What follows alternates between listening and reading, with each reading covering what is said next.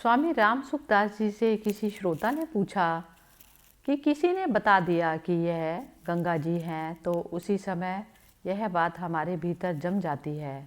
पर संसार भगवत स्वरूप है, यह बात सुनने पर भी भीतर ठीक नहीं बैठती। इस पर स्वामी राम सुखदास जी बताते हैं, तो फिर संसार क्या है बताओ।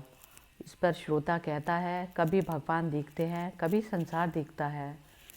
स्वामी राम सुखदास जी इस पर बताते हैं कि दोनों बातों में एक बात सच्ची है, एक बात झूठी है। परमात्मा दिखते हैं, यह बात सच्ची है, और संसार दिखता है, यह बात झूठी है। अब श्रोता पूछता है, संसार नहीं है, भगवान ही है, यह बात ठीक दिखती है, पर किसी वक्त फिर संसार की सत्ता आ जाती है। इस पर स्वामी राम सुखदास जी कहते हैं, संसार की सत्ता आती है तो यह बात सच्ची है कि सब कुछ भगवान है, यह बात सच्ची है। अगर भगवान की बात सच्ची दिखती है तो उस पर दृढ़ रहो, यह काम आपका है।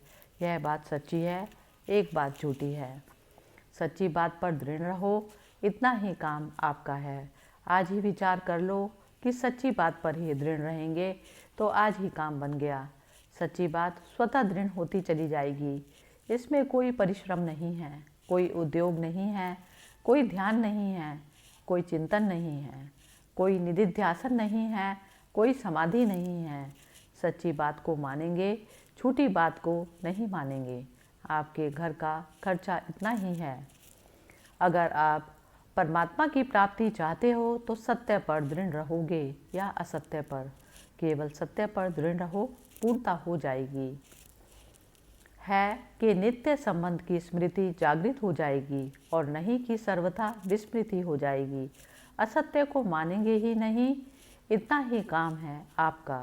इसके सिवाय कोई श्रवण नहीं, कोई मनन नहीं, कोई निधिध्यासन नहीं, कोई ध्यान नहीं, कोई चिंतन नहीं, कोई प्रार्थना नहीं, कोई त्याग नहीं, कोई साधु बनना नहीं।